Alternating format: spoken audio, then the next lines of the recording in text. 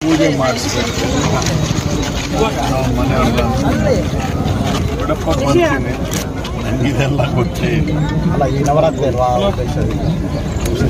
ನಾನು ಮೌನಕ್ಕೆ ಯಾರು ಬಿಡ್ತೀನಿ, ಪೂಜೆಗೆ ಅಂತ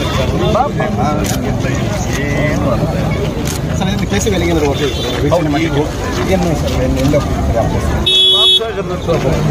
ಸರ್ ಎಲ್ಲ ನೀರೆಲ್ಲ ಜಾಸ್ತಿ ನೀರು ಮುಚ್ಚೋಗಿನೇ 2023 ಚುನಾವಣೆ ವೇಳೆಗೆ ನಾವು 300 MLA ದಾಟಿ ಹರಿತಾ ಇದ್ದೀವಿ. ಕಾರಣನೂ ಗೊತ್ತಿಲ್ಲ, 2 ವರ್ಷ ಬರಲಿಲ್ಲ. ಮತ್ತು ನಮ್ಮಲ್ಲಿ ಯಾವ ಕೆಲವು ಕಸಬಾಲಿಲ್ಲ, ಕೆಲವೆಲ್ಲ ಒಳಗೆ ಹೋಗ್ತಿದೆ. ನಮಗೆ ಭಾಳ ದುಃಖ ಆಯಿತು. 2 ವರ್ಷ ಕಳೆದ ಮೇಲೆ ಹೇಳಿದಾಗೆಲ್ಲ ಜನ ಬರ್ತಾರೆ. ಸ್ವಲ್ಪ ಬೆಂಗಳೂರಿನಲ್ಲಿ minor irrigation ministry Krishna Byregowda,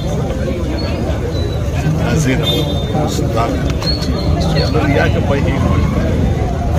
ಬೆಂಗಳೂರಲ್ಲಿ ನೀರು ಸಿಗ್ತಾ ಇಲ್ಲ, ಯಾರು ಈಗ ಸ್ನಾನ ಮಾಡೋದು ಹೊಡ್ಕೊಡೋದು ಆ ನೀರು ಬಗ್ಗೆ ಬರ್ತಾರೆ.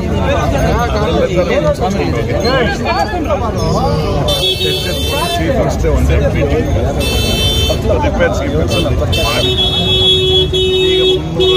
320-330 ದಾಟಿದೆ.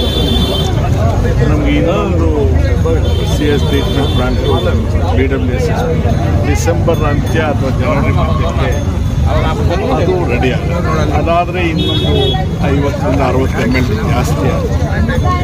ಬಹುಶಃ ಡಿಸೆಂಬರ್ ಅಂತ್ಯದೊಳಗಾಗಿ ಕೋಲಾರ ಜಿಲ್ಲೆಯ 6 ತಾಲೂಕಿನ ಎಲ್ಲ ಕೆರೆಗಳು ಇಲ್ಲಿಂದ ಈಚೆಗೆ ಶಾಶ್ವತವಾಗಿ ವರ್ಷ ಪೂರ್ತಿ ತುಂಬಿರುತ್ತೆ. ಪ್ರತಿ ದಿವಸ ಕಾಂಟ್ಯಾಕ್ಟ್ ಮಾಡ್ತಾರೆ, ಕೇಳ್ಕೊಳ್ತಾರೆ, ಮೆಸೇಜ್ ಕೊಡ್ತಾರೆ. ನಾನೇ ಹೋಗಿದ್ದೀನಿ, STP ವಿಸಿಟ್ ಮಾಡಿದ್ದೀನಿ. ಟೋಟಲ್ 440 MLD ಅಂತ ಫಸ್ಟ್ ಸ್ಟಾರ್ಟ್ ಮಾಡಿದಾಗ ನೀವೆಲ್ಲ ಯೋಜನೆ ಘೋಷಣೆ 600 MLDಗೆ ಮಿಷನರಿಗೆ ಕೆಪಾಸಿಟಿ, ಮೈನರ್ ಇರಿಗೇಷನ್ ಡಿಪಾರ್ಟ್ಮೆಂಟ್ಗೆ ಮತ್ತು BWSಗೆ ಒಪ್ಪಂದ ಇರೋದು 400 MLDಗೆ. 400 MLD ಈಗಾಗಲೇ ರೀಚ್ ಆಗಿಬಿಡ್ಬೇಕಾಗಿತ್ತು. ಕಾರಣಾಂತರದಿಂದ ಆಗಿಲ್ಲ. ನಾನು ಯಾರು ಬಟ್ ಡಿಸೆಂಬರ್ ಎಂಡೊಳಗೆ 400 MLD ರೀಚ್ ಆಗಿದೆ. ಇನ್ನೊಂದು ಕೆಲವರು ನೀರೇ ಬೇಡ, ನಮಗೆ 3ನೇ ಹಂತದ ಶುದ್ಧೀಕರಣ ಬೇಡ ಅಂದರೆ ಅದಕ್ಕೆಲ್ಲ ಆರೋಪಗಳು ಮಾಡ್ತಾರೆ.